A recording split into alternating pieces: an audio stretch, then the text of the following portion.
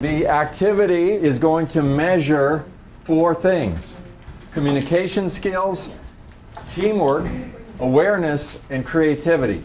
The team that exercises the most of these qualities will be the winner. Each of you is a manufacturing company, and you really want to get the contract to build 10 million of these. Whoever can build an exact duplicate of this first gets the contract. So that's your goal. You're going to have one looker, one runner, one manager, one supplier, one feedbacker, and one builder. The looker is allowed to look at the model behind the screen.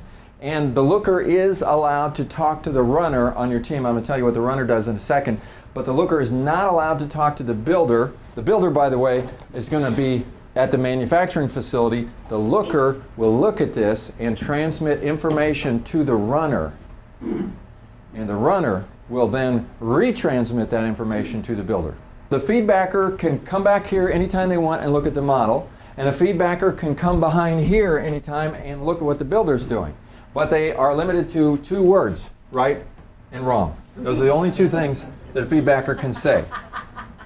The supplier, if you want an easy job, tell your manager to make you the supplier, because the supplier doesn't do much. The supplier keeps the inventory of all the Legos, and the builder requests 2 at a time from the supply department. Now, managers, you're going to have to refrain from distracting your people. They are going to be working, okay? So don't talk to them. You're not allowed to, you can only talk to the feedbacker. Okay, but the feedbacker can only say right or wrong back to you, so it won't be much of a conversation. If you want to talk to other team members, you can only do that during a meeting. Now, as a manager, you can call a meeting anytime you want. But understand that while a meeting is going on, no work is going on. Now, here's the advantage of a meeting. In a meeting, everybody can look and see what the builder's been doing. The feedbacker, who normally can only say right or wrong, when a meeting is going on, they can say anything they want.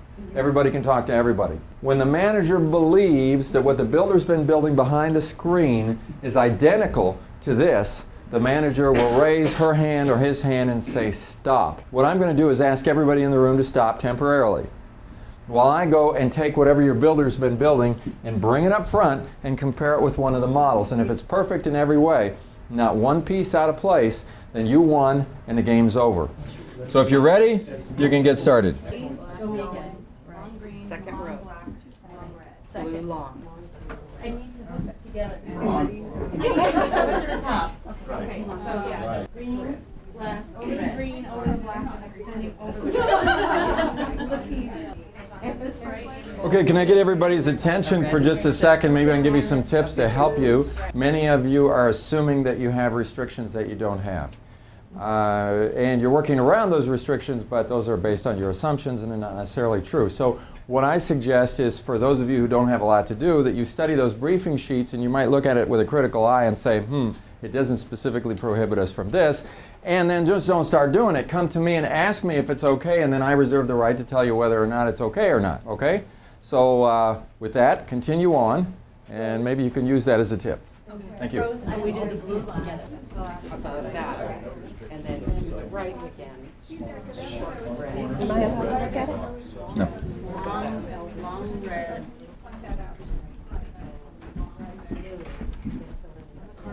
On the third layer, there's a small red. A supplier, I don't see any restrictions on who I can talk to. That is correct. And I don't see any restrictions on what I can see. That's correct.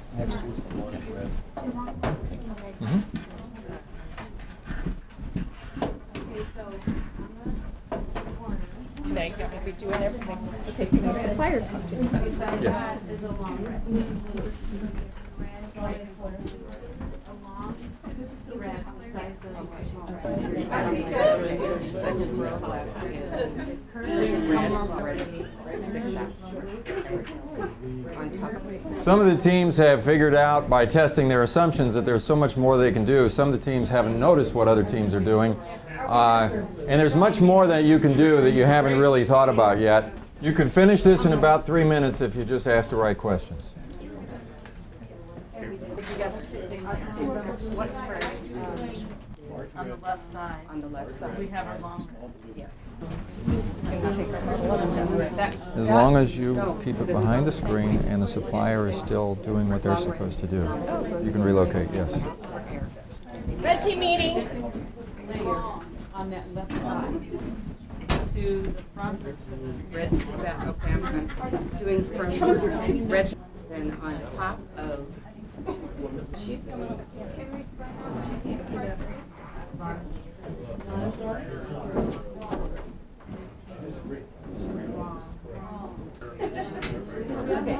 This is harder than I thought it was. Are we going to do it? Raise your hand. Stop.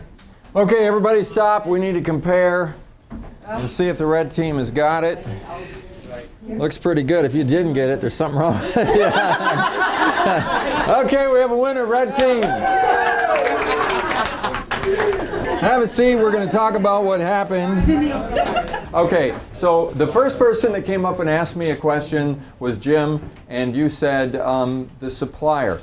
Can the supplier talk? I said yes, and you said, can the supplier look at whatever they want to look at? At what point did you come up and look at this?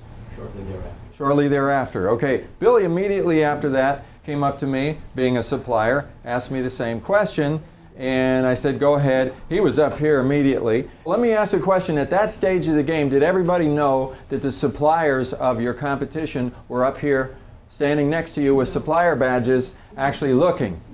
Now, the thing that put the nail in the coffin here for everybody else is when the red team really started to think strategically, and what was it that you asked? I ask, is there any point that says the builders can't see the model? Okay, so all of a sudden now we have builders up here, all right? How many of the teams had your builder up here looking? Okay, so this team had a significant advantage.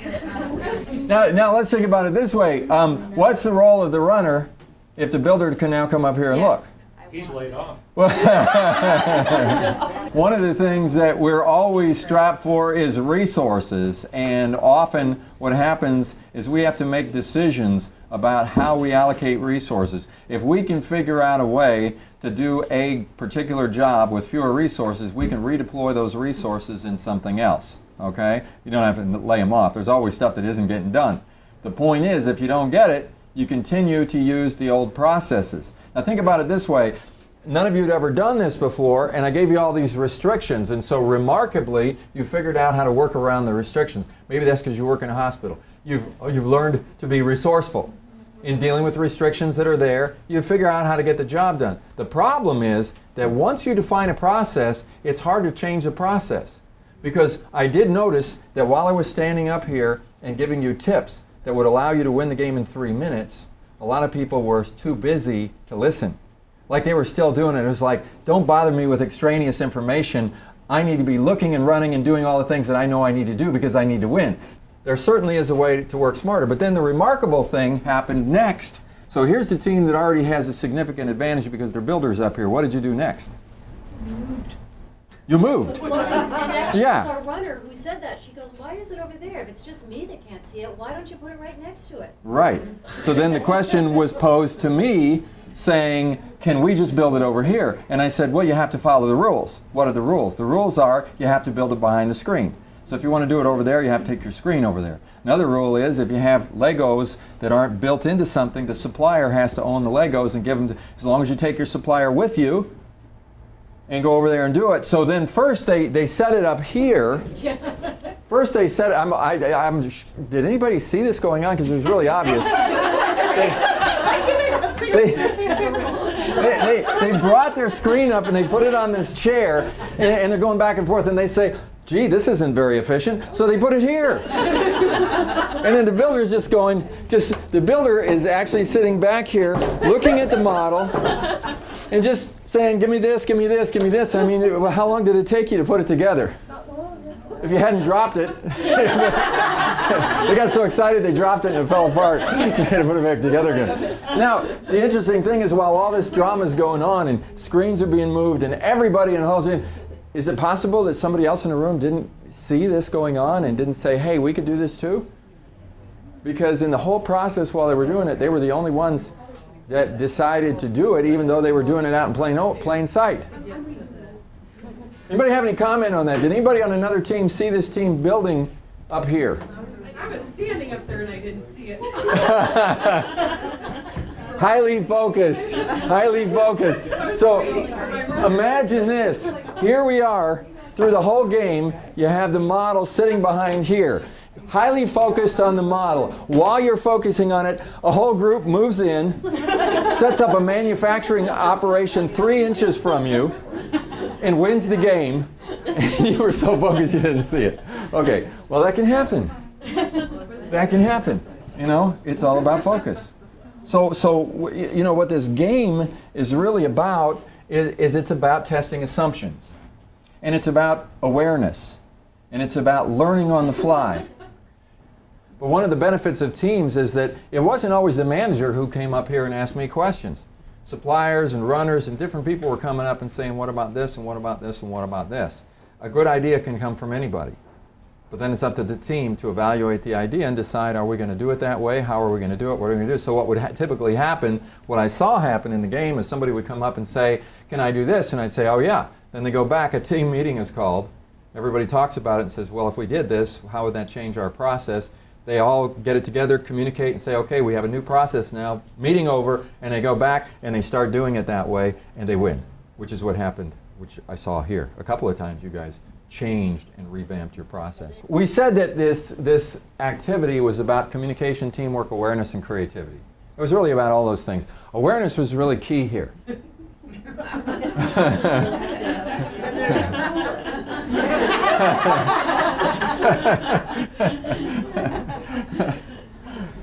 Awareness combined with creativity becomes a very powerful force.